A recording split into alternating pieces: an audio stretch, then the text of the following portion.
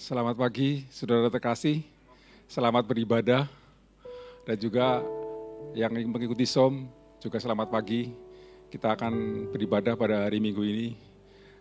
Kita bagi berdiri, kita nyanyikan lagu Kasih Yesus Indah dalam Hidupku.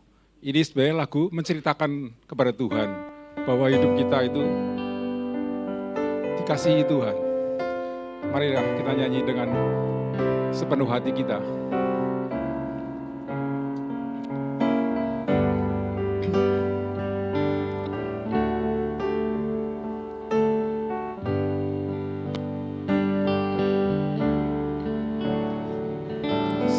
Yesus indah dalam hidupku,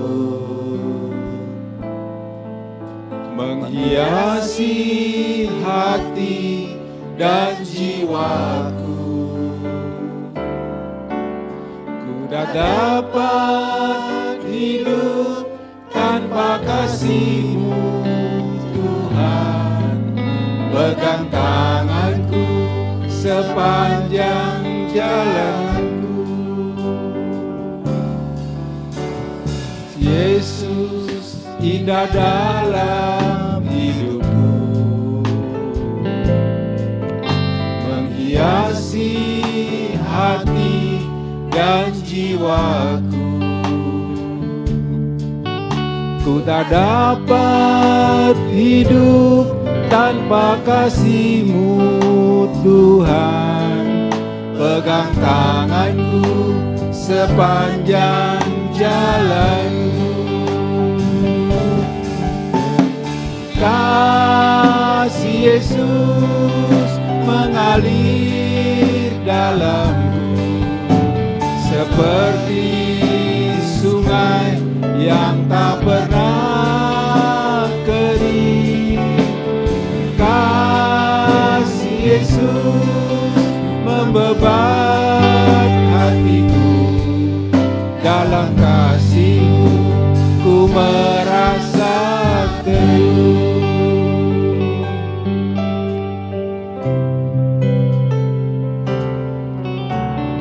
Yesus indah dalam hidupku, menghiasi hati dan jiwaku. Ku tak dapat hidup tanpa kasih-Mu, Tuhan. Pegang tanganku sepanjang jalanku. Kasih Yesus mengalir dalamku, seperti sungai yang tak pernah kering. Kasih Yesus membebat hatiku, dalam kasih-Mu ku merasa teduh. Dalam kasih-Mu ku merasa teduh. Dalam kasih-Mu ku merasa teduh. Mari kita berdoa. Terima kasih Tuhan, terima kasih Bapa. Sungguh indah kasih Engkau di dalam kehidupan kami Tuhan. Kami sangat bersyukur memiliki Engkau di dalam kehidupan kami. Kasih yang Engkau berikan tidak terbatas Tuhan. Kami mengucap syukur kalau pagi ini kami boleh kembali datang ke rumah Engkau Tuhan. Kami datang untuk memuji, memuliakan nama-Mu. Kiranya Engkau, puji-pujian kami berkenan di hadirat-Mu Tuhan. Bapa, kiranya puji-pujian kami bisa menyenangkan hati-Mu. Pagi ini kami berdoa, kiranya teman-teman kami yang masih di dalam perjalanan, Engkau tutup bungkus perjalanannya, biar bisa segera tiba di sini bersama-sama kami, memuji, memuliakan nama Engkau. Kiranya Engkau yang beracara pagi ini Tuhan, dari awal, pertengahan hingga akhir, tutup bungkus ruangan ini dengan kuasa darah-Mu Tuhan. biarlah kami bisa bersuka cita, memuji, memuliakan Engkau, dan kasih kuasa-Mu turun atas kami. Terima kasih Bapa, hanya di dalam satu nama, Tuhan kami Yesus Kristus, kami berdoa mengucap syukur. Haleluya. Amin. Amin. Silakan beri senyum kiri kanan. Silakan duduk saudara. Puji Tuhan. Haleluya. Terima kasih. Mari kita nyanyikan lagu Datanglah ya Tuhanku. Dengan sukacita kita menyambut Roh Kudus hadir di tempat ini, menaungi kita semua.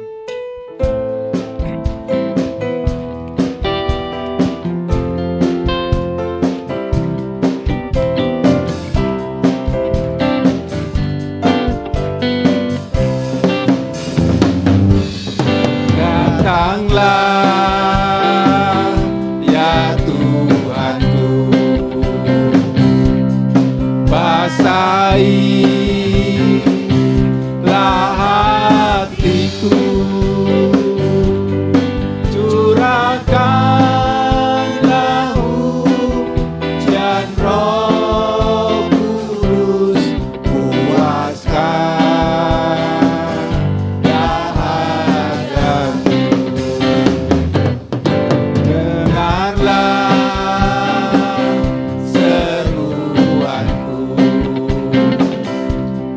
Padamu ku berseru, ubahkanlah hati yang susah agar ku memuji. Turunlah hujan Roh Kudus, turunlah di hatiku, pakailah seluruh hidupku bagi kemuliaan.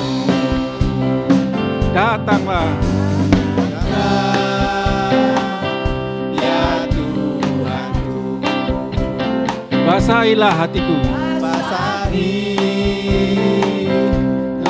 hatiku, curahkanlah hujan Roh Kudus-Mu Tuhan, curahkanlah hujan Roh Kudus, puaskan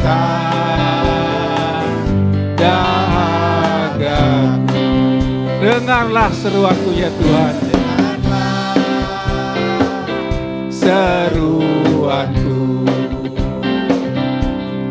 padamu ku berseru, ubahlah hati yang susah, ubahkanlah hati yang susah agar ku memuji. Turunlah hujan Roh Kudus, turunlah di hatiku, pakailah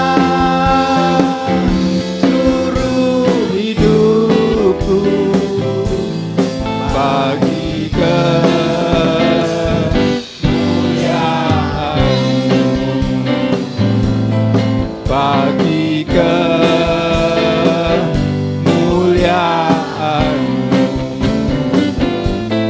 bagi kemuliaan-Mu. Haleluya saudara. Saudara, kita tuh selalu dipelihara Tuhan ya saudara. Mari kita lihat burung aja dipelihara. Mari kita nyanyikan bergulung seperti ombak. Nanti saudara bergulung-gulung gitu ya saudara ya. Mungkin agak kuno ya, tapi itu sampai hari ini memberkatinya kayak gitu saudara. Kita berdiri saudara, biar semangat saudara. Happy. Dolar naik silakan. Yang penting Tuhan Yesus beserta kita. Gitu. Manalah burung yang di udara, Bapakku memeliharanya.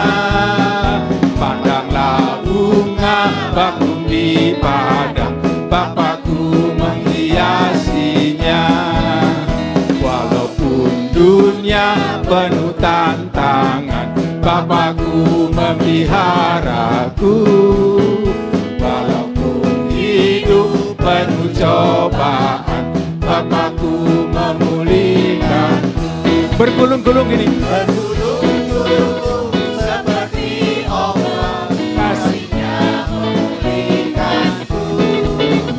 Bergulung-gulung seperti ombak, berkat-Nya memulihkanku. Angkasa burung yang di udara, Bapakku memeliharanya. Pandanglah bunga bakung di padang, Bapakku menghiasinya.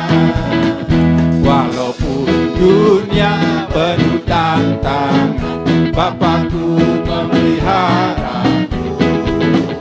Walaupun hidup penuh cobaan, Bapakku memulihkanku. Ayo semangat bergulung-gulung. Bergulung-gulung seperti ombak, kasih-Nya memulihkanku. Ada pemulihan saudara. Bergulung-gulung seperti ombak, berkat-Nya memulihkanku. Berkat-Nya memulihkanku. Yang keras saudara. Berkat-Nya memulihkanku. Haleluya saudara. Silakan duduk saudara. Saudara, udah hadir di sini Pak Ruben. Ini bisa ngusir setan saudara. Jadi kalau ada setan-setan yang ganggu kita, tanya Pak Ruben. Tangking nanti saudara. Hari ini saatnya saudara, kita lebih dari pemenang saudara. Kita adalah anak-anak Tuhan yang pemenang.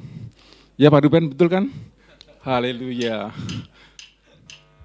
Masuk kayak Om Yoyo nih.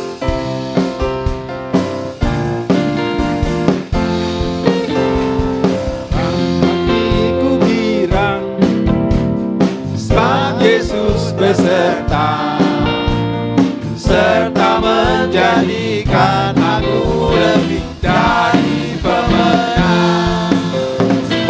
Perbuatannya besar di dalam hidupku, serta menjadikan aku lebih dari pemenang.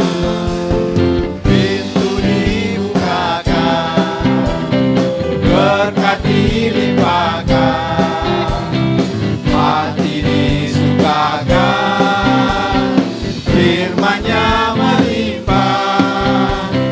Aku takkan goyah, sebab Yesus jadikan aku lebih dari pemenang. Hatiku girang, sebab Yesus beserta, serta menjadikan aku lebih dari pemenang. Perbuatannya besar di dalam hidupku, serta menjadikan aku lebih dari pemenang. Pintu dibukakan, berkat dilimpahkan, hati disukakan, firman-Nya melimpah. Aku takkan goyah, sebab Yesus jadikan aku lebih dari pemenang. Sebab Yesus jadikan aku lebih dari pemenang. Sebab Yesus jadikan aku lebih dari pemenang. Haleluya. Kita umat-umat pemenang saudara. Mungkin ada kesaksian istriku. Silakan. Selamat pagi saudara-saudara. Saya mau mengucap syukur kalau hari ini Tuhan tambahkan usia saya 1 tahun lagi. Tuhan selalu berserta, memberkati kami, sekeluarga. Saya punya suami yang baik. Kasih kami dan anak-anak, mantu, cucu semuanya baik karena Tuhan selalu pelihara dalam setiap kehidupan kami. Cucu juga sudah ada 3, terima kasih sama Tuhan. Tuhan pelihara kehidupan kami. Juga saya berterima kasih kalau boleh ada di PDAMS, Tuhan tempatkan di sini. Saya boleh bertumbuh, punya saudara-saudara baik, yang seiman, yang saling mendukung. Terima kasih, punya ibu gembala yang baik, teman-teman yang baik juga, terima kasih. Saya boleh bertumbuh bersama, boleh melayani Tuhan lebih lagi ke depan. Terima kasih, Tuhan memberkati. Puji Tuhan. Mungkin ada lagi yang mau bersaksi, saudara? Oh ya, Mas Joko, silakan. Kita bersyukur pada pagi hari ini kalau Tuhan masih memelihara kita, Tuhan masih mengasihi kita dan kita boleh berkumpul pagi hari ini di dalam ibadah ini. Selama ini, saudara, saya punya pemahaman ya, kita mau bersaksi itu kalau ada masalah kita diselesaikan, ada penyakit kita disembuhkan, ada kesulitan kita boleh diselesaikan oleh Tuhan, kita baru mau bersaksi. Itu pemahaman saya tuh. Tapi itu sebenarnya nggak 100% benar sih ya. Sebenarnya kita harus bersyukur, harus bersaksi apapun keadaan kita. Baik kita dalam masalah, baik kita dalam sukacita, kita patut bersyukur. Walaupun saudara, memang itu sulit sekali. Dalam keadaan kita tertekan, dalam keadaan kita penyakit kita belum sembuh, masalah kita belum terselesaikan, kita harus bersyukur. Itu memang hal yang gampang diucapkan tapi susah sekali untuk dilaksanakan, saudara. Saya mau bersaksi selama mungkin sekitar 2 bulan lebih ya, saya itu ada masalah di 2 isu yang menjadi masalah di dalam pekerjaan saya dengan prinsipal saya yang di Taiwan, saudara. Itu kita bolak-balik itu nggak ada selesai-selesainya, saudara. Terus waktu saya mendengar kesaksian dari Pak Silas yang beberapa minggu lalu bahwa dia ada masalah walaupun belum selesai itu mau disaksikan tuh. Saya juga apa saya harus bersaksi ya ini ya. Sebenarnya saya ingin setelah Pak Silas itu saya juga ingin bersaksi itu waktu minggu-minggu kemarin gitu. Tapi nggak tahu kenapa saya kesempatan pada pagi hari ini saya harus bersaksi ya bahwa Tuhan itu walaupun masalah kita belum selesai, Tuhan tetap baik, selalu baik. Dan rencana Tuhan itu lebih baik daripada yang kita bayangkan, saudara. Jadi bukan untungnya saudara, itu masalah yang 2 isu itu udah terselesaikan dengan baik minggu kemarin, saudara. Jadi sebelum saya bersaksi pun Tuhan udah kasih jawabannya udah. Sungguh Tuhan itu sangat baik, saudara. Jadi kalau mungkin ada saudara kita pada hari ini mungkin ada penyakit yang belum sembuh atau masalah yang belum terselesaikan, percayalah Tuhan pasti selesaikan semua itu. Terima kasih untuk kesaksian saya. Puji Tuhan, kesaksian luar biasa, saudara. Haleluya. Saudara, mungkin ada lagi yang bersaksi dari ibu-ibu? Oke, kita nyanyi apa? Tiada nama selain nama Yesus, saudara. Bahwa dia yang membuat kita ada hingga hari ini. Tiada nama selain nama Yesus. Tiada nama selain nama Tuhan. Tiada nama selain nama Yesus. Dialah yang dipuji dan layak dihormat dan layak dipermuliakan. Nama ditinggikan di atas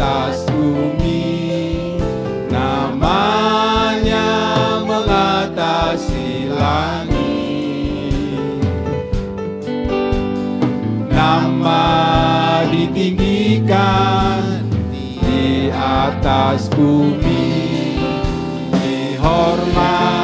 Beri hormat dan puji bagi-Nya. Tiada nama selain nama Yesus. Tiada nama selain nama Tuhan. Tiada nama selain nama Yesus. Yang layak dipuji dan layak dihormat dan layak dipermuliakan. Nama ditinggikan di atas bumi, namanya mengatasi langit. Nama ditinggikan di atas bumi, beri mulia, beri hormat dan puji bagi-Dia. Tiada nama selain nama Yesus. Tiada nama selain nama Tuhan. Tiada nama selain nama Yesus. Dia layak dipuji dan layak dihormat dan layak dipermuliakan. Dia layak dipuji, dan layak dipermuliakan.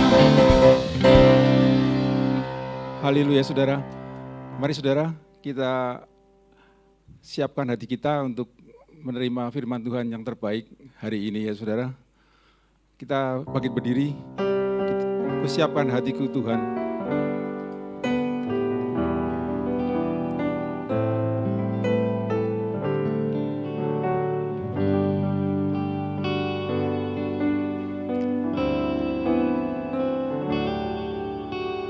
Siapkan hatiku Tuhan untuk dengar firman-Mu saat ini. Ku sujud menyembah-Mu Tuhan, masuk hadirat-Mu saat ini.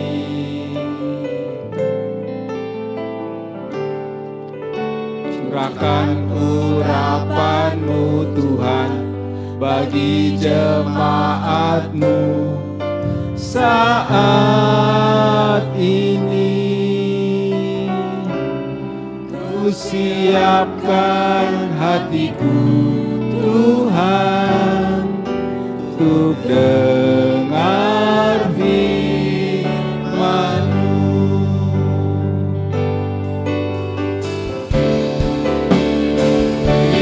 Firman-Mu Tuhan tiada berubah.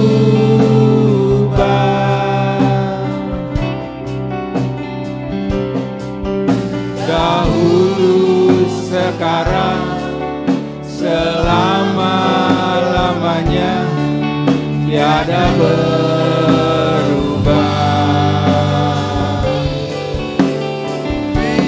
Firman-Mu Tuhan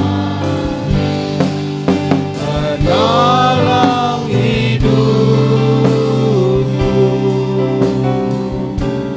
Ku siapkan hatiku Tuhan untuk dengar firman-Mu.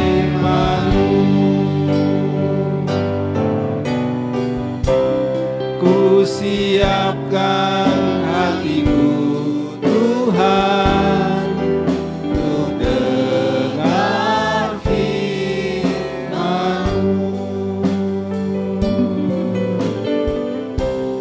Ku siapkan hatiku Tuhan untuk dengar firman-Mu. Mari kita bersatu dalam doa. Bapa, pagi hari ini sungguh kami mengucap syukur untuk kebaikan-Mu. Tibalah saatnya Tuhan, pagi ini kami boleh mendengarkan sebahagian dari firman-Mu. Kiranya Tuhan Kamu urapi kami semuanya yang hadir di sini. Terlebih Tuhan untuk hamba-Mu yang akan membawakan firman-Mu. Biar kiranya Tuhan hanya suara hati-Mu saja Tuhan yang boleh diberitakan melalui hamba-Mu ini. Sehingga firman-Mu itu boleh tertanam, bertumbuh dan berbuah bagi kami semuanya Tuhan. Firman-Mu itu memberikan kami sukacita, kesembuhan, kekuatan bagi kami Bapa. Berbicara bagi kami, biarlah kami mau duduk diam dan kami siap untuk mendengarkan firman-Mu. Hanya dalam satu nama, Tuhan kami Yesus Kristus, kami sudah mengucap syukur dan berdoa. Haleluya, amin. Amin. Silakan HP-HP di silent saudara. Dan saya persilakan hambanya Bapak Ruben untuk menyampaikan firman Tuhan. Terima kasih. Haleluya. Puji Tuhan, selamat pagi, selamat kita mendengarkan kebenaran firman Tuhan. Kita berterima kasih kepada Tuhan Yesus Kristus, Gembala Agung kita. Tuhan Yesus, kekasih jiwa kita, pemelihara jiwa kita, yang sampai hari ini memelihara kita dengan begitu baik hingga kita ada di rumah Tuhan. Terima kasih saya kepada Ibu Gembala kita yang hari ini memberi saya kesempatan untuk melayani Jemaat PDAMS Jakarta. Tema kita bulan ini adalah cukuplah kasih karuniaku.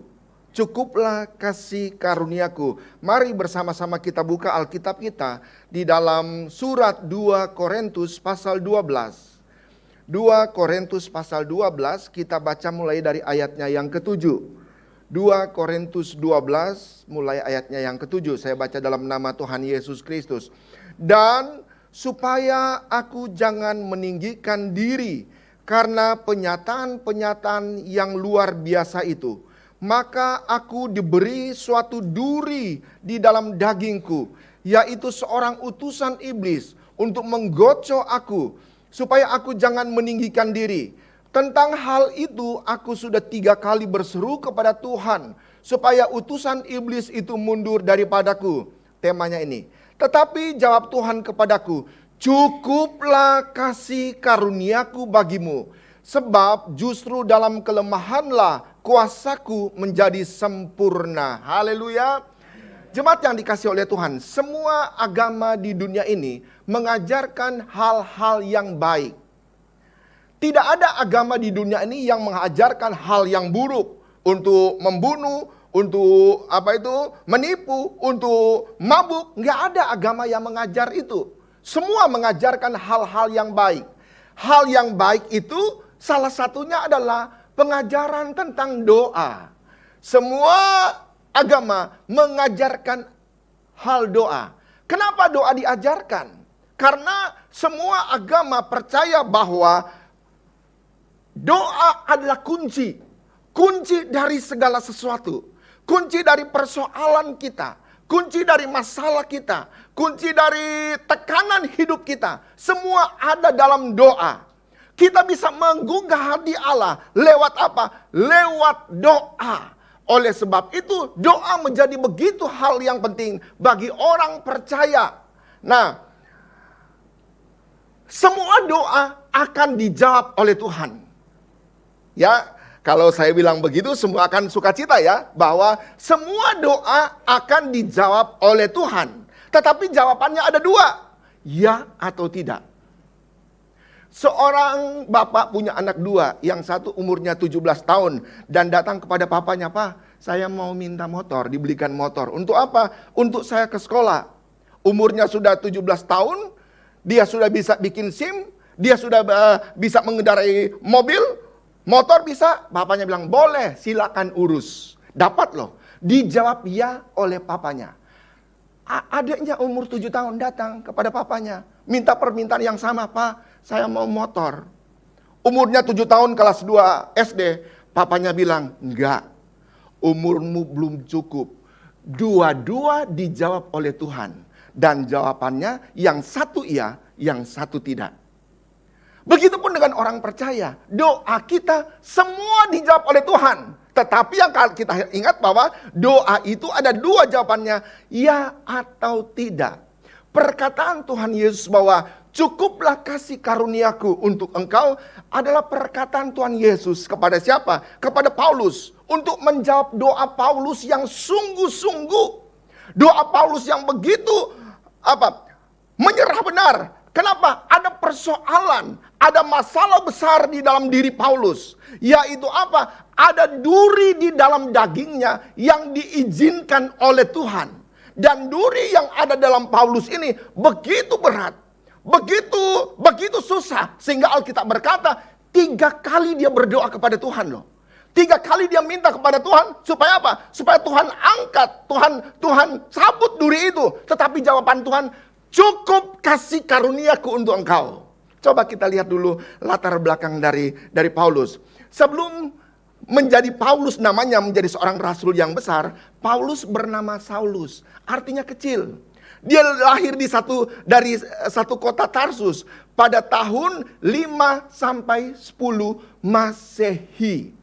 Rasul Paulus itu orang Ibrani asli, orang Israel asli, tetapi juga dia mempunyai kewarganegaraan Romawi. Kenapa? Israel sedang dijajah oleh bangsa Roma. Sehingga dia jadi warga negara Israel, tapi dia juga punya kartu warga negara Roma.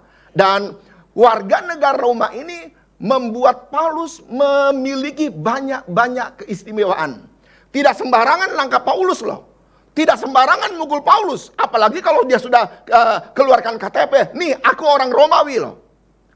Jadi ini adalah keistimewaan luar biasa dari Paulus. Dia orang Israel, dia juga warga negara Romawi. Jemaat yang dikasih oleh Tuhan, soal pendidikan, Paulus orang yang sangat pintar. Dia mempunyai pendidikan yang tinggi soal teologi. Dia belajar khusus soal hukum Taurat. Dia belajar khusus tentang hari-hari raya orang Israel. Dia belajar di universitas namanya Tiranus dengan guru besarnya, profesornya itu namanya Gamaliel. Paulus bertumbuh menjadi seorang Israel yang fanatik. Saking fanatiknya dia belajar tentang agama, belajar tentang Taurat, dia membenci murid-murid Yesus Kristus. Aneh lah, orang belajar agama, memperdalam via Alkitab, firman Tuhan, tetapi hasilnya apa? Kebencian yang besar. Ingin membunuh orang-orang murid Yesus. Dan ini kan terjadi sekarang ini di seluruh dunia. Ada banyak orang yang belajar agama, tetapi hasilnya apa? Dengan nama Allah, dia bunuh orang loh. Atas nama Allah, dia tutup kebaktian orang. Atas nama Allah. Kenapa? Sudah belajar teologi, sudah belajar firman Tuhan. Dan itu adalah kerjaan dari Paulus. Belajar agama, menyelidiki agama. Bukan jadi baik, tetapi jadi jahat. Dia jadi pembunuh loh. Paulus seorang yang menakutkan. Seorang yang ganas. Seorang yang sangat ditakuti oleh orang-orang Kristen. Kenapa? Fanatik agama. Bahaya, hati-hati dengan orang yang terlalu fanatik dengan agama. Kalau kita fanatik terhadap Tuhan kita, tidak apa-apa. Fanatik terhadap firman Tuhan, melakukan firman Tuhan, yes. Tetapi kalau soal agama, karena tidak ada agama yang akan membuat kita masuk surga, bahaya. Kita bisa melihat saya keluar dari sekolah, keluar dari tempat dia belajar tentang agamanya, jadi teroris, jadi pembunuh loh. Harusnya waktu kita belajar agama, kita akan semakin baik, kita akan semakin bagus. Nah, Paulus begitu fanatik, dan dia begitu benci dengan ajaran Yesus Kristus. Dia begitu benci dengan murid-murid Yesus Kristus. Di dalam Kisah Para Rasul pasal 7 dan 8 diceritakan di sana, ada seorang murid Yesus namanya Stefanus.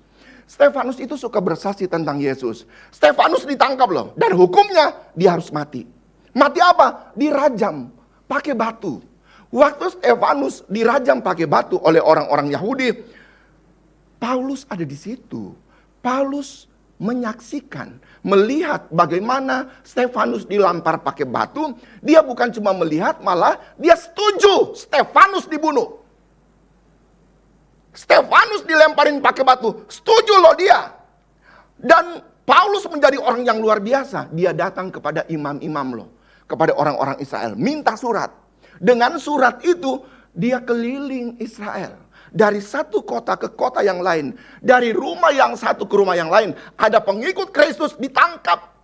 Dibawa ke Yerusalem. Untuk apa? Dianiaya. Dibunuh. Keterlaluan Paulus ini. Hasil dari apa? Belajar agama. Saudara, kita bisa melihat. Seseorang yang belajar agama tetapi salah penerapannya. Paulus menjadi seorang pembenci Kristen yang luar biasa. Dia kejam, dia buas. Tetapi ada perubahan yang luar biasa yang Paulus alami. Satu hari dia mau ke satu kota dalam Kisah Rasul pasal 9. Dia mau ke satu kota namanya kota Damsyik. Naik kuda. Di tengah perjalanan tiba-tiba ada sinar kena di dia. Sinar itu membuat dia jatuh. Tiba-tiba dia dengar ada suara begini. Saulus, Saulus, kenapa engkau menganiaya aku? Suara itu begitu berwibawa. Suara itu sangat lembut. Saulus, Saulus, kenapa engkau menganiaya aku? Dan Saulus langsung menjawab, siapakah engkau, Tuhan? Dia bilang Tuhan loh. Kenapa dia langsung bilang Tuhan? Siapakah engkau, Tuhan? Dia bilang. Dan suara itu memberikan jawaban, akulah Yesus yang engkau aniaya itu. Paulus tidak pernah ketemu Yesus. Sampai Yesus mati di salib, Paulus tidak pernah ketemu Yesus.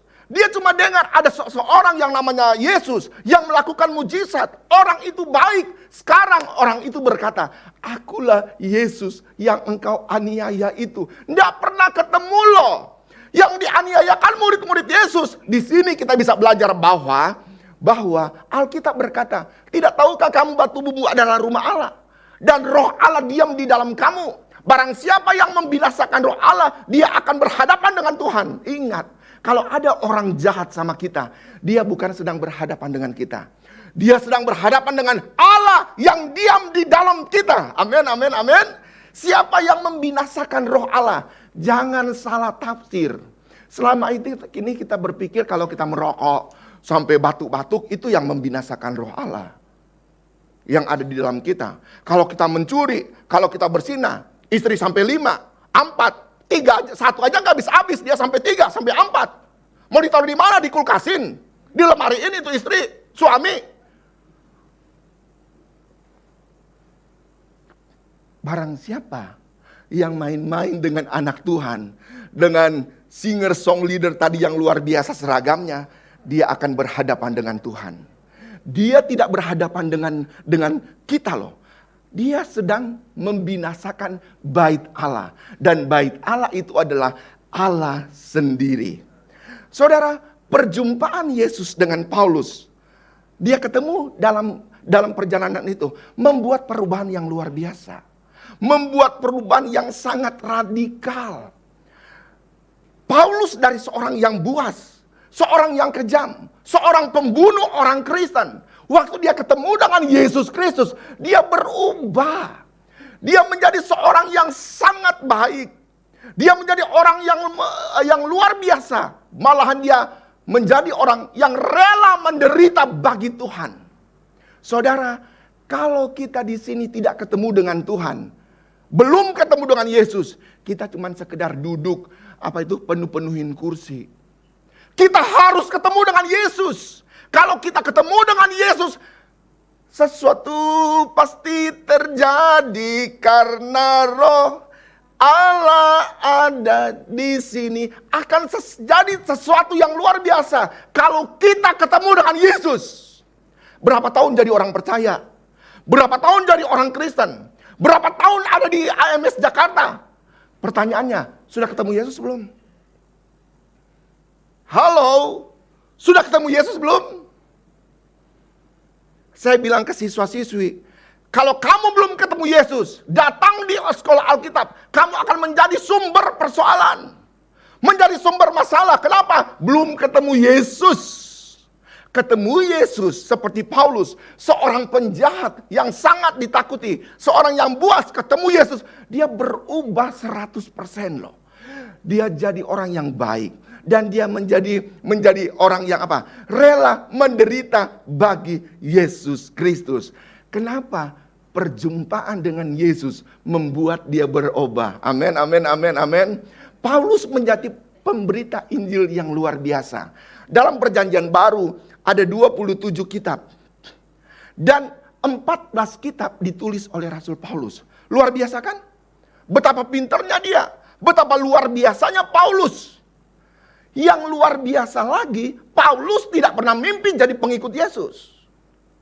Istimewa Paulus, dia tidak pernah berpikir dia akan menjadi orang Kristen.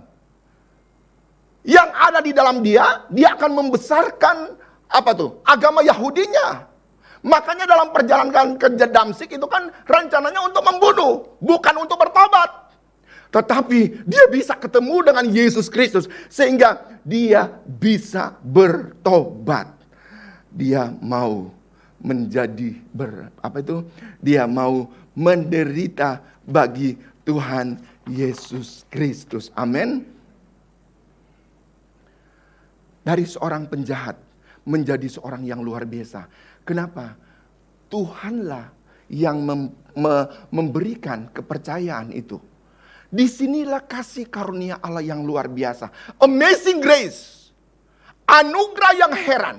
Anugerah yang luar biasa. Berlaku untuk siapa? Untuk Paulus. Anugerah terbesar. Amazing grace. Dalam diri kita yang terbesar adalah waktu kita ketemu Yesus, waktu kita bertobat, waktu kita diselamatkan. Itu adalah kasih karunia terbesar yang Tuhan berikan kepada kita. Setelah kita dapat kasih karunia diselamatkan, yang lain-lain mengikut. Usaha mantap, mobil bagus, rumah bagus. Itu kenapa? Kasih karunia. Kita diselamatkan, kita dikasih karunia Tuhan bukan untuk menjadi orang bos.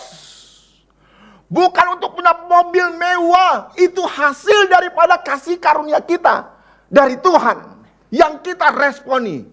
Amin. Kalau mau jadi Kristen karena jadi orang kaya, jangan pernah jadi orang Kristen. Paulus kan seorang profesor. Dia guru besar. Dia terkenal, dia punya nama yang hebat, dia punya jabatan. Tetapi dia tinggalkan itu, dia berkata begini, itu sampah. Apa yang dulu aku lakukan, aku sampah. Sekarang aku melihat ke depan. Jadi kalau ada saudaramu, temanmu yang mau jadi Kristen karena mau diberkati, karena mau hidup enak, bilang jangan, gak usah. Ketemu dulu Tuhan Yesus Kristus. Kenapa? Tuhan berkata, Alkitab berkata, kamu dipanggil bukan untuk senang-senang. Tetapi kamu dipanggil untuk menderita. Bagi siapa? Bagi Tuhan. Paulus melakukan itu. Ada banyak penderitaan yang dialami oleh Paulus. Paulus memusuhi ajaran Yesus Kristus. Kenapa? Dia mau melindungi agama Yahudi. Biar apa? Orang Yahudi jangan pindah agama. Orang Yahudi jangan pindah jadi pengikut Yesus. Dia lindungi betul agama Yahudi itu. Bukankah sekarang juga kita ketemu banyak orang yang begitu melindungi gerejanya. Sehingga gerejanya tidak boleh kemana-mana. Minggu lalu saya besuk di jemaat. Saya ditugaskan oleh Bapak Gembala Jomandul Om Yoyo untuk besuk jemaat. Hari Jumat, Sabtu jam 3 sudah keluar. Besuk jemaat. Minggu lalu ada jemaat bilang begini. Pak Ruben, saya punya saudara. Pelayan hamba Tuhan. Waktu ketemu dengan saya dia bilang begini. Kamu ke gereja saya aja. Dia bilang begini, enggak, saya kan sudah di GPDI. Enggak apa-apa. Pagi di gerejaku, sore di GPDI. Dia bilang, enggak, saya enggak mau. Saya tetap di GPDI. Saudara bisa melihat, ada loh yang begitu. Ada loh yang begitu. Banyak. Bagi yang mata duitan, bagi yang mau cari hidup di dalam gereja, pasti ikut. Orang dikasih makan enak, dikasih sembako. Di sini kan ada orang miskin. Sampai harus pindah gereja gara-gara dikasih sembako super mie 5 biji. Beras 2 kilo. Bikin malu kalau ada anak jemaat AMS pindah. Kenapa? Super mie 5 biji. Beras 2 kilo. Kecap. Sambal. Bikin malu. Nah, Paulus memproteksi dirinya. Memproteksi ajarannya. Bobol juga. Hancur juga. Kalau Tuhan bekerja, kalau Roh Kudus bekerja, aturan-aturan yang dibuat oleh manusia akan dihancurkan oleh Tuhan. Amin. Akan dihancurkan oleh Tuhan. Oleh sebab itu, ada sikap loh. Murid-murid bagaimana ya? Waktu Paulus bertobat, bukankah dia pembunuh? Bukan dia kan pengancam. Dengar namanya aja sudah bikin mereka, gemetar. Apalagi sekarang Paulus sudah bertobat loh. Ketemu dengan Yesus. Bagaimana sikap murid-murid? Kisah 9 ayat 10 sampai 14. Kisah pasal 9 ayat 10 sampai 14.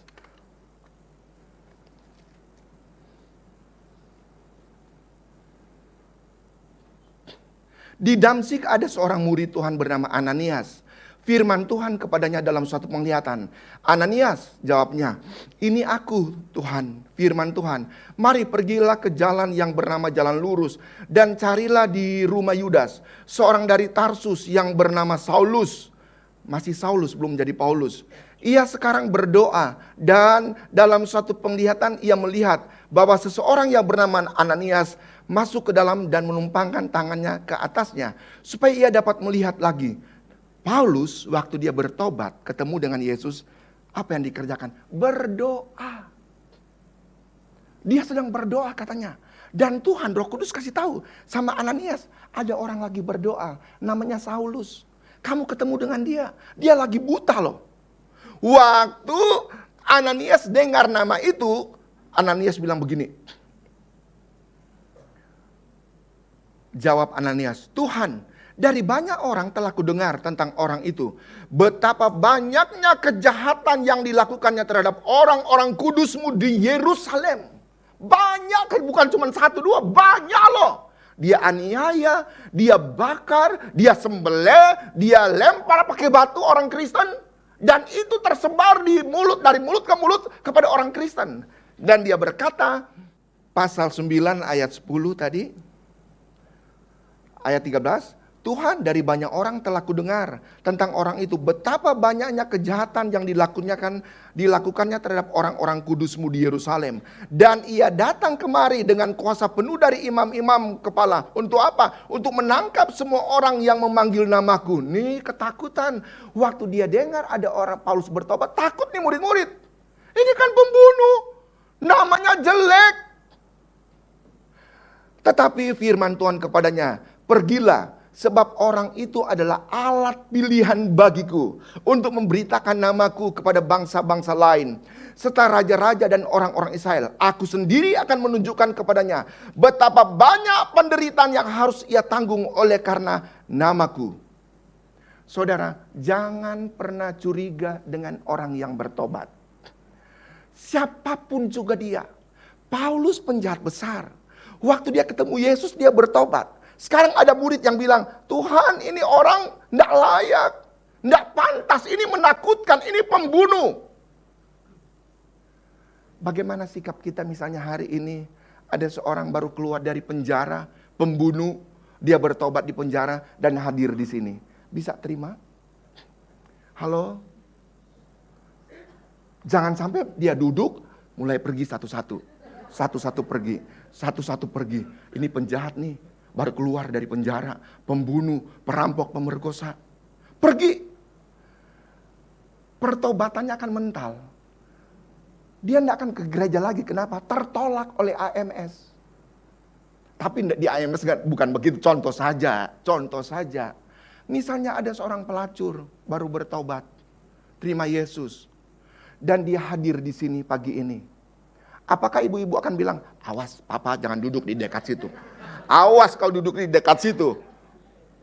Jauh-jauh. Ini pelakor. Nanti kau digoda sama dia. Apa seperti itu? Paulus pertobatannya kurang dipercaya oleh murid-murid Yesus. Tetapi Yesus yakinkan, bilang begini, aku yang memilih dia. Dan Tuhan Yesus berkata, akan banyak penderitaan yang dia alami. Hukum tabur tuai berlaku. Apa yang ditabur itu yang dituai. Dan itu dialami loh oleh Paulus. Dia bertobat. Dia jadi hamba Tuhan. Tetapi bukan berarti Tuhan lupa dengan perbuatannya 10 tahun lalu, 20 tahun yang lalu. Tuhan ingat dan Tuhan berkata, akan banyak penderitaan yang dia akan alami. Hukum tabur tuai masih berlaku. Jemaat AMS yang ada di tempat ini, yang sedang Zoom. Kalau hari ini, besok, lusa, kita nanti ada masalah. Lihat. Cocok-cocokan dengan perbuatan kita 10 tahun yang lalu. Mungkin itu adalah tuaian kita. Hasil taburan kita 20 tahun yang lalu. 30 tahun yang lalu. Seperti Yakub menipu Esau saudaranya. Akhirnya kan dia ditipu. Tipu menipu terjadi. Tabur tuai masih berlaku. Sampai hari ini. Paulus ditetapkan oleh Yesus, oleh Tuhan. Jadi hamba Tuhan. Tetapi dia harus menderita. Coba kita lihat bagaimana dulu pelayanan dari Paulus. Pelayanan Paulus adalah pelayanan yang luar biasa. Anak-anak sekolah bilang, amazing. Luar biasa. Paulus pernah menyembuhkan seorang pria lumpuh sejak lahir. Dalam Kisah pasal 14. Lumpuh sejak lahir. Dia cuma dengar Paulus khotbah. Tidak ada orang yang tolong. Tetapi waktu Paulus datang berdoa dalam nama Tuhan Yesus, orang lumpuh itu bisa berjalan. Paulus pernah punya sapu tangan, punya kain bekas yang dia pakai waktu dia pelayanan. Sapu tangan itu, kain itu diambil orang. Dan sapu tangannya Paulus itu ditaruh di atas orang sakit. Sembuh loh. Kain itu ditaruh di atas orang sakit. Sembuh orang sakit itu cuma dengan apa? Dengan sapu tangannya Paulus. Saudara, hebat nggak Paulus? Sehingga ada di Indonesia, pendeta ada teman saya loh, ikut-ikutan seperti Paulus. Dia KKR, dia buka jasnya dan dia berkata, fire, fire, fire. Apa fire, fire? Oh, fire kan api, Roh Kudus. Fire, fire, lempar jas, nggak sembuh malah mati orangnya. Nggak usah sok-sokan deh gitu loh. Buka jas, Tuhan bilang begini, kamu Ruben, kamu bukan Paulus. Nggak usah tiru-tiru Paulus, Paulus cuma satu. Ada banyak orang tiru-tiru Om Yoyo kan gayanya, nggak bisa, Om Yoyo cuma satu. Yang di Cianjur, yang lain-lain duplikat, yang lain itu palsu. Nah, Paulus dengan sapu tangan saja, dengan kain bisa sembuh. Di Indonesia mulai ikut-ikutan. Fire, fire. Paulus pernah membangkitkan Eutikus yang mati dari jendela. Jatuh dari jendela. Mati, kenapa? Paulus khotbah terlalu panjang. Nih, khotbah Paulus terlalu panjang sampai malam. Ada Eutikus, karena kepenuhan itu ruangan, dia duduk, kakinya di sebelah, di luar jendela, setengah lagi tuh. Kepanjangan Paulus khotbah, tidur dia ngantuk, jatuh, mati loh. Datang Paulus berdoa dalam nama Yesus, itu dalam Kisah pasal 20. Hidup si Paulus, makanya di sekolah Alkitab diajarkan, kalau khotbah jangan panjang-panjang. Udah jangan panjang-panjang. Jemaat sudah pada mengantuk. Dia hajar terus. Dia dengar ada bilang, jemaat bilang haleluya. Dia kira lagi menyokong dia supaya hajar terus. Padahal sudah bosan. Dia bilang haleluya. Sudah ada yang pura-pura ke kamar mandi. Stop saja khotbahnya. Jangan sampai dia tidur, jatuh, mati. Bahaya. Polisi datang ke sini. Nah, hal-hal itu, mujizat-mujizat itu pernah dilakukan. Di Siprus ada seorang nabi palsu, tukang sihir. Menjadi buta. Karena dibentak sama Paulus. Cuma dibentak loh, jadi buta. Di Pulau Malta, Paulus lagi di pinggir api-api, tiba-tiba muncul ular biludak. Ular yang paling ganas waktu itu. Dia gigit si Paulus dan orang di pulau itu bilang, pasti ini penjahat. pasti dia mati. Karena di pulau itu sudah terkenal, siapa yang digigit oleh ular beludak pasti tidak akan selamat. Paulus mereka tunggu-tunggu, kok nggak ada busanya, nggak jadi biru, tetap sehat. Paulus nggak mati loh. Ini hal yang luar biasa. Dia pernah mengusir roh tenung, tukang sihir. Selain mujizat-mujizat yang Paulus lakukan itu, Paulus juga mendapat banyak wahyu dari Tuhan. Yang tadi kita sudah baca. Dia banyak mendapat penyataan-penyataan Tuhan.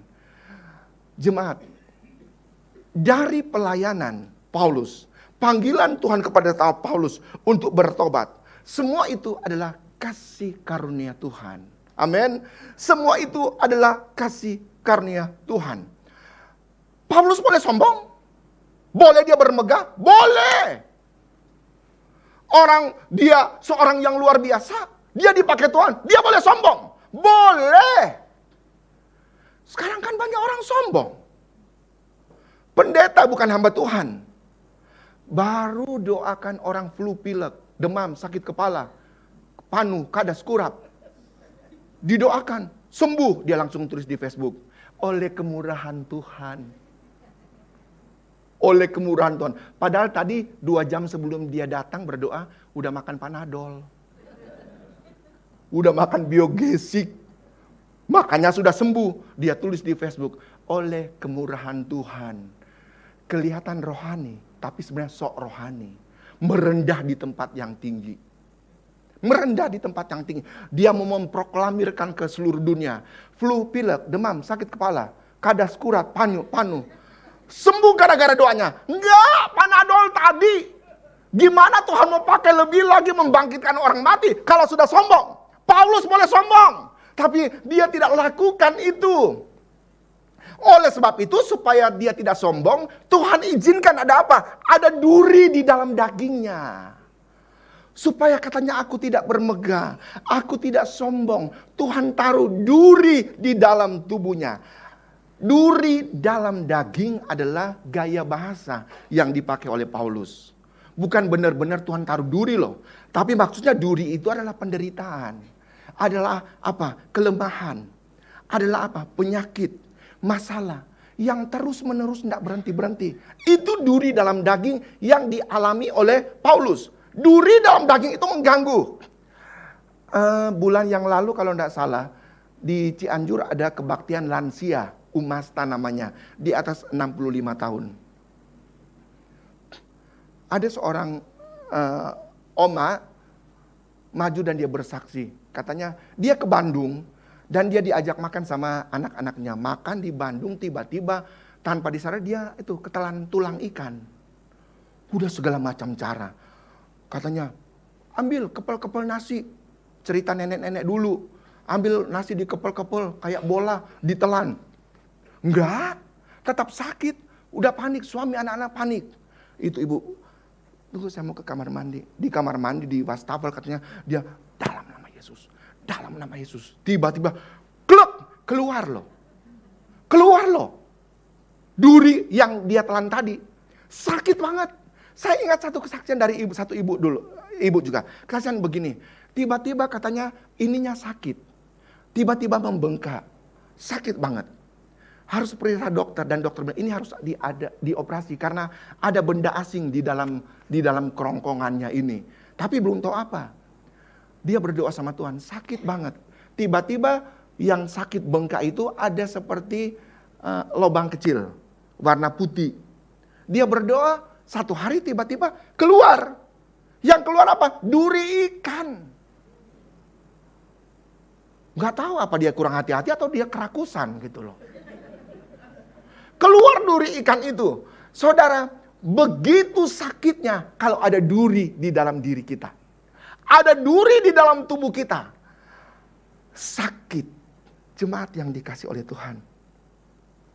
Duri dalam daging itu sangat menyakitkan. Sehingga Paulus berkata, itu seperti iblis yang menggocoh dirinya. Iblis yang diizinkan oleh Tuhan. Ada duri dalam daging. Ada pergumulan. Ada masalah yang bisa kita atasi dengan doa. Tapi ada masalah yang tidak kita bisa atasi dengan doa. Saudara, duri dalam daging ada di mana-mana. Misalnya, karena saya di sekolah Alkitab sudah 30 tahun lebih, sampai botak ini. Jadi kesaksian saya kan soal sekolah Alkitab. Nih, saya bilang begini. Sama siswa-siswi. Ada doa yang dijawab oleh Tuhan.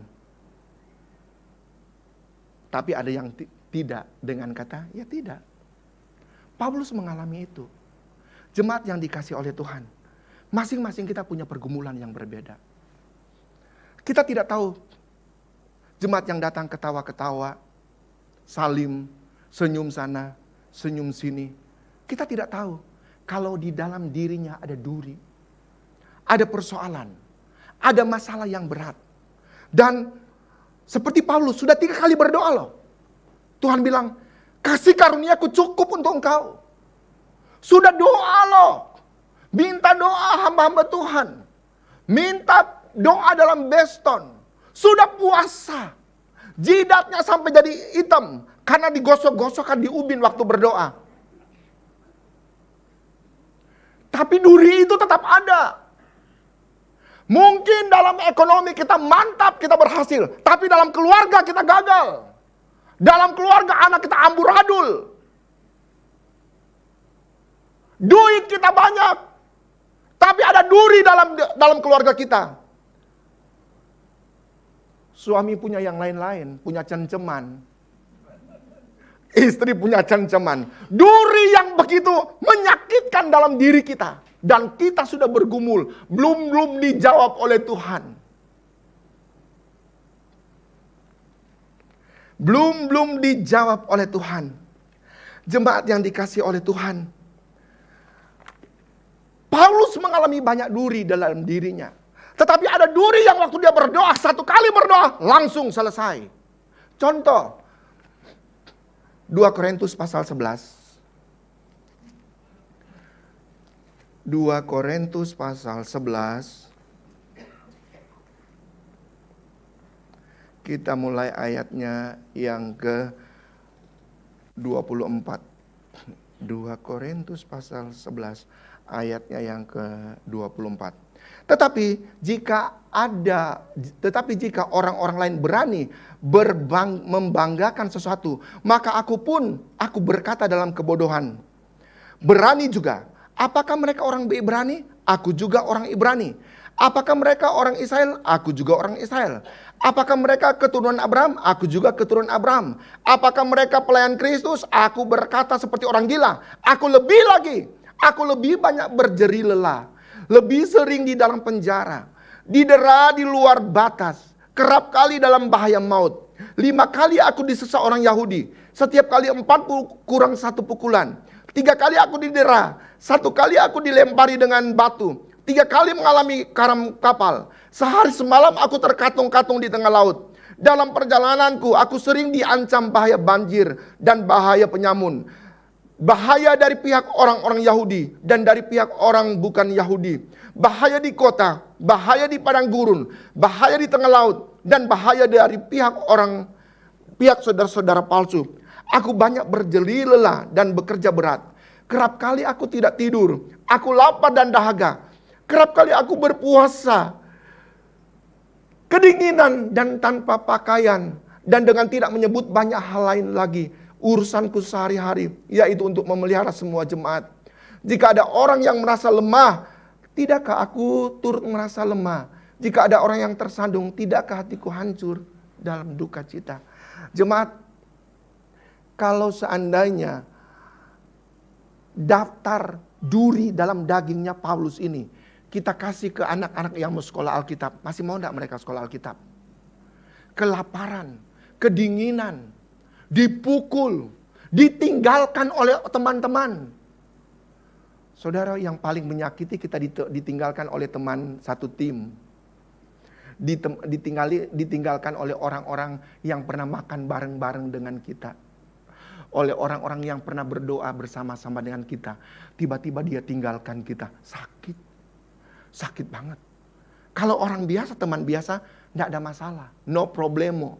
Tetapi kalau orang itu satu gereja, tempat duduk sama, doa sama-sama, puasa sama-sama, tiba-tiba meninggalkan kita, mengkhianati kita, rasakan itu. Betapa sakit. Dan itu dialami oleh Paulus. Saya bilang tadi, kalau daftar ini kita kasih kepada orang-orang dan suruh mereka bertobat, mau enggak bertobat? Mau enggak jadi hamba Tuhan sekolah Alkitab? Kalau sudah belajar, sudah baca daftar ini, kedinginan, kelaparan, bahaya di kota, bahaya di desa, bahaya penyamun, bahaya dari orang Yahudi, bahaya dari penjahat. Mikir kali ya, untuk jadi hamba Tuhan. Mikir kali ya, untuk ke sekolah Alkitab. Ternyata susah jadi hamba Tuhan, susah jadi orang Kristen. Tetapi itulah kasih karunia. Paulus berhasil mengatasi daftar ini. Tetapi ada duri dalam daging yang tidak selesai-selesai. Dan waktu dia berdoa 3 kali dengan sungguh-sungguh sampai nangis-nangis, Tuhan cuma berkata, kasih karuniaku cukup untuk engkau. Kasih karuniaku cukup untuk engkau.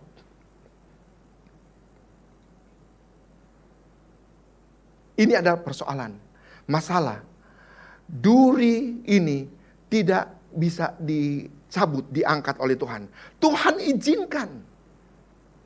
Sekali lagi, masing-masing kita punya duri. Alkitab bilang kan, besi menajamkan besi, manusia menajamkan manusia.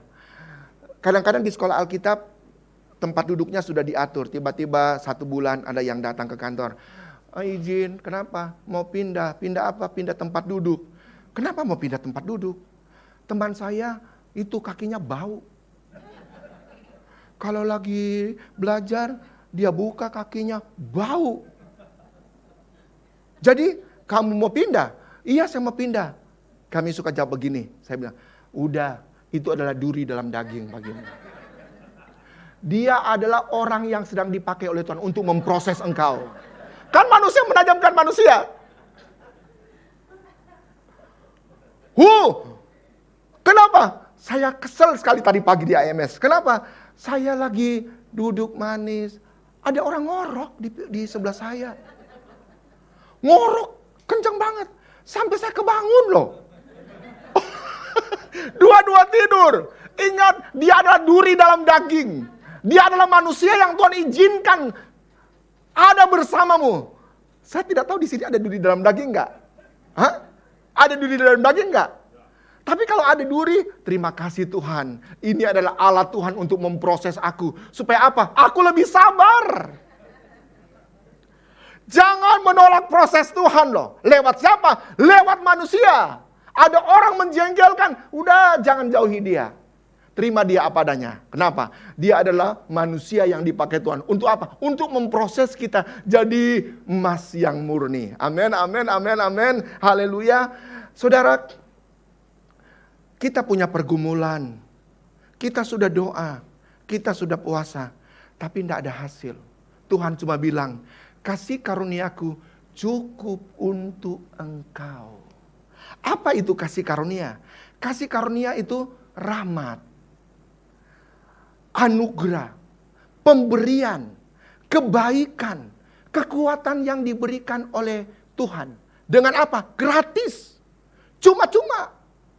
Tidak pantas, tidak layak kita menerima kasih karunia itu.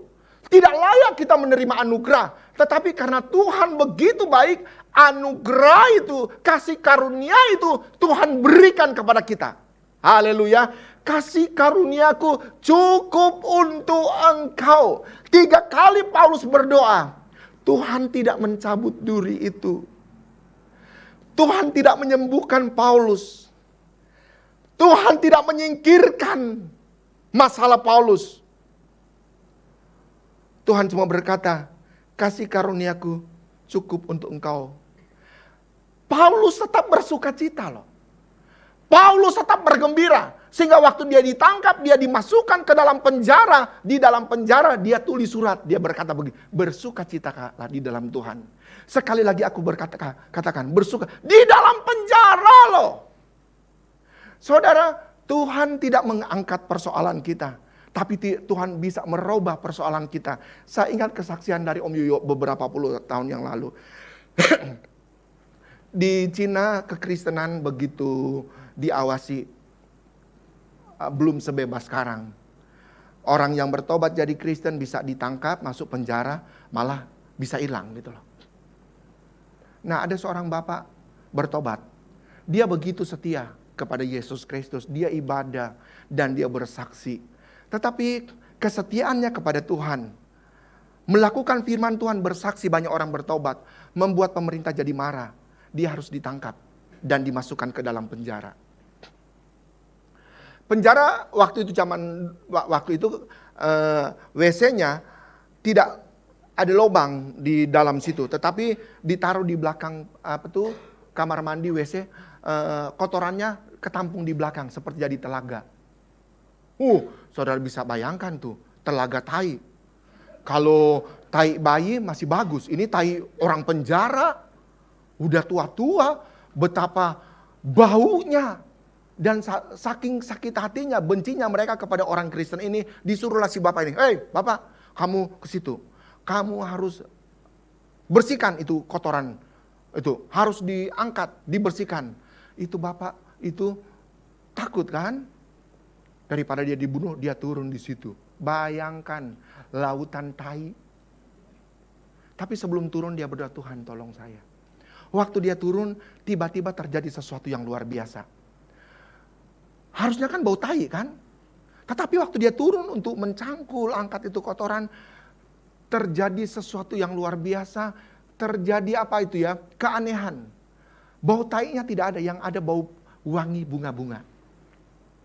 Harumnya begitu luar biasa. Sehingga si bapak masuk ke dalam kolam tai itu sambil nyanyi sukacita. Kenapa? Nggak ada bau tainya. Yang ada bau wangi-wangian. Bau bunga yang sedang mekar gitu loh. Dia kerja dengan sangat sukacita. Selesai itu bau tai lagi. Saudara, Tuhan tidak angkat dia dari lumpur tai itu loh. Tetapi Tuhan merubah situasi. Dari yang bau tidak enak, sekarang bau enak. Sehingga dia bisa kerja.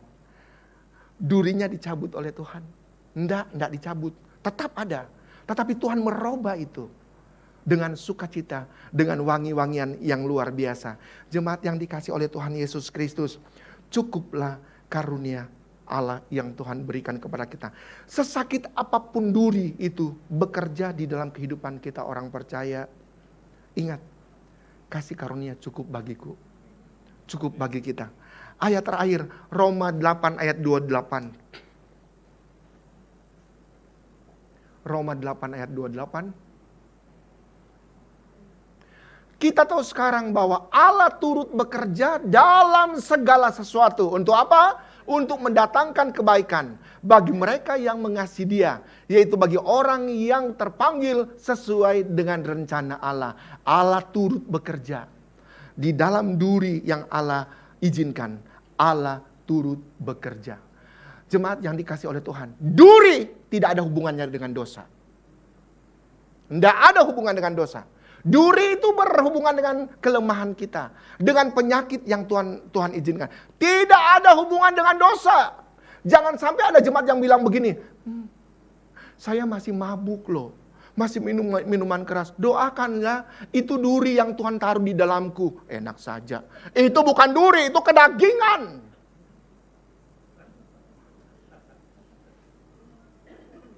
Tolong bantu dalam doa ya. Ada duri di dalamku. Apa durinya? Saya masih merokok. Itu duri. Tidak, itu bukan duri. Itu kedagingan. Duri dalam daging tidak ada hubungan dengan dosa. Duri dalam daging berhubungan dengan kasih karunia Tuhan. Yang Tuhan berikan, Tuhan taruh dalam hidup kita. Bantu dalam doa ya. Kenapa? Saya bandar. Narkoba. Itu duri, susah saya lepaskan. Bukan, itu bukan duri. Itu pilihan yang kau pilih. Cepat bertobat sebelum ditembak sama polisi.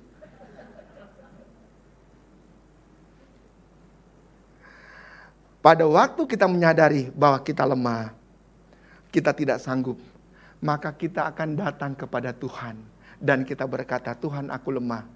Di saat kita berkata kita lemah, Alkitab berkata, di situ aku kuat. Di saat kita bilang kita tidak mampu, di situ Tuhan akan melimpahkan kasih karunia yang begitu besar dalam hidup kita. Haleluya. Puji Tuhan, Tuhan Yesus memberkati kita semua. Pemain musik, kita nyanyikan pujian dulu. Anugerah heran sungguh indah. Glory, amin Tuhan. Terima kasih. Glory, haleluya Tuhan. Amin, amin, amin, amin.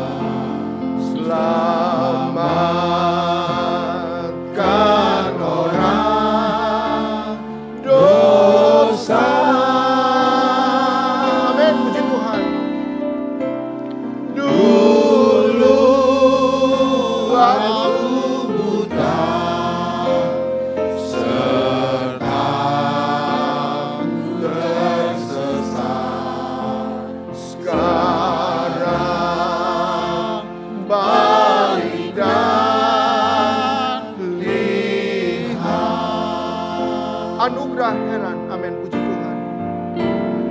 Anugerah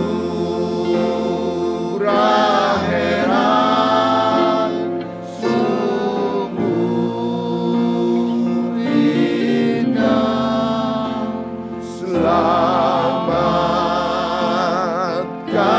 orang dosa.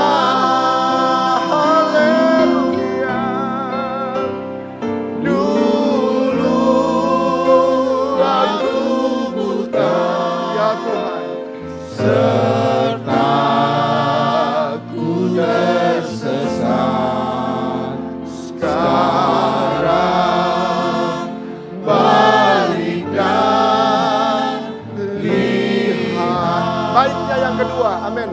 Haleluya. Terima kasih Tuhan. Anugerah heran mengajarku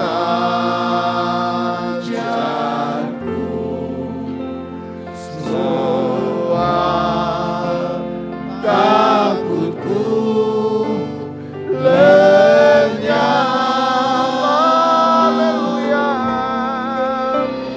Betapa mahalnya anugerah Tuhan saat aku percaya. Kita ulangi dari atas, mari jemaat kita semua berdiri. Anugerah heran. Anugerah heran sungguh indah. Haleluya. Amin, amin, amin, amin, amin, amin, amin, amin, Tuhan Yesus. Glory. Dulu aku muda, serta ku tersesat. Sekarang balikkan diri. Dulu aku buta, haleluya, amin, puji Tuhan. Dulu aku buta, serta ku tersesat. Sekarang balikkan diri. Ibu Imelda maju ke depan untuk berdoa. Dulu aku buta, haleluya, amin. Dulu aku buta, serta ku tersesat.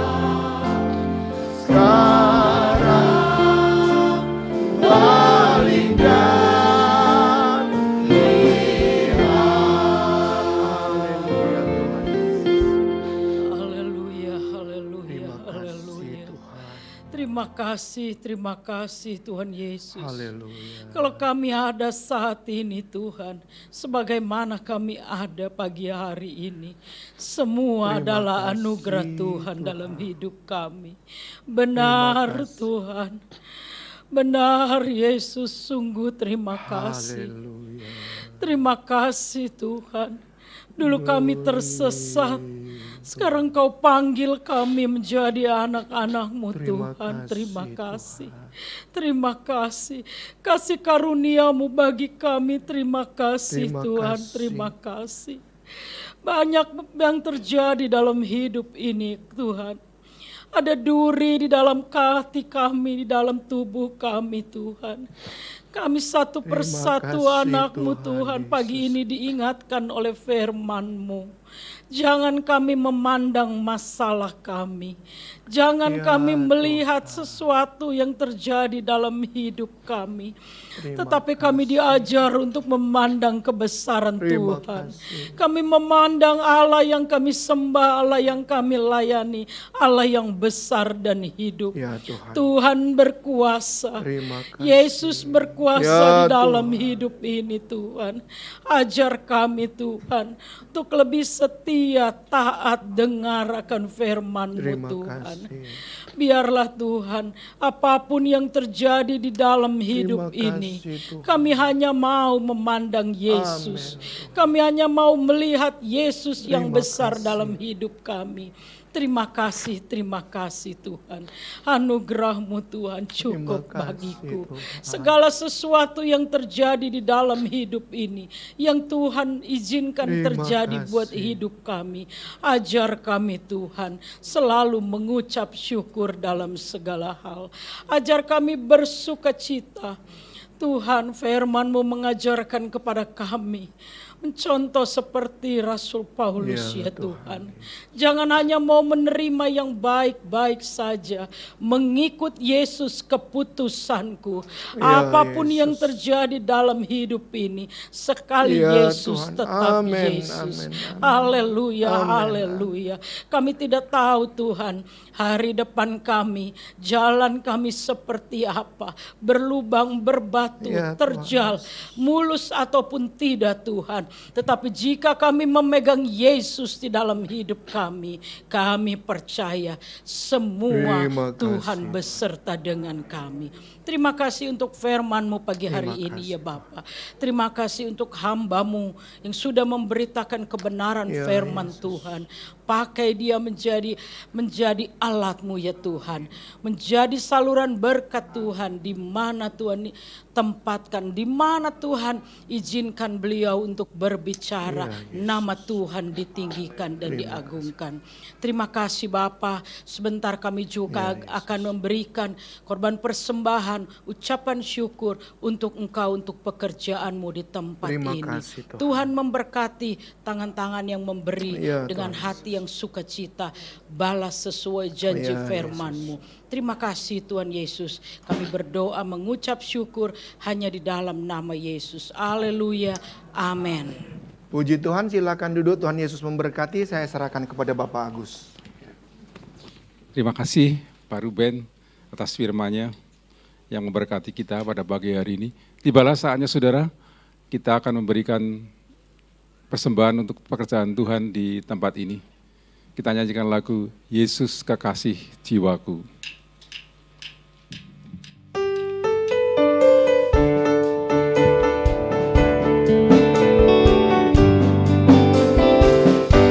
Yesus kekasih jiwaku, sungguh ku percaya padamu, karena kasih-Mu padaku, Kau tebus dosaku.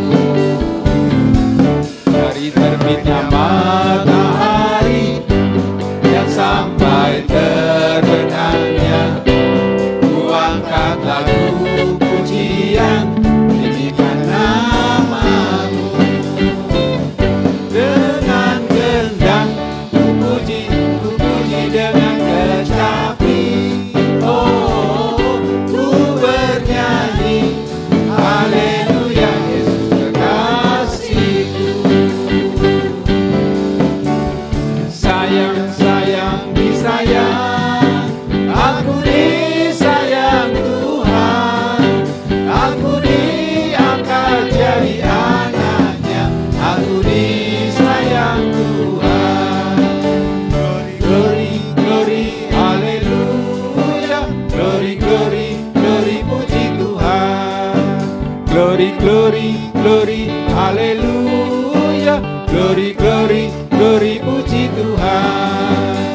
Glory, glory, glory, haleluya. Glory, glory, glory, puji Tuhan. Glory, glory, glory, puji haleluya. Glory, glory, glory, puji Tuhan. Haleluya. Kita akan tutup ibadah kita. Silakan bangkit berdiri. Kita nyanyikan lagu Kami Memuji Kebesaran-Mu. Nanti Pak Ruben tutup dalam doa ya. Doa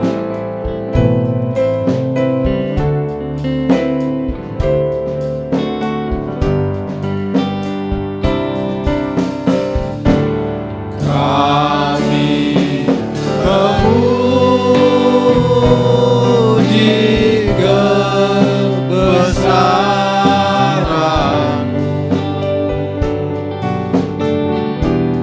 ajaib Tuhan, ajaib Tuhan.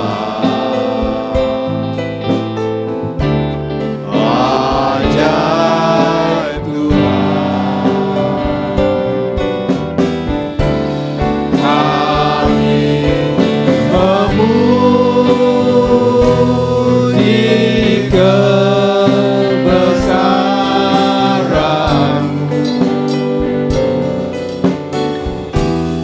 ajaib Tuhan,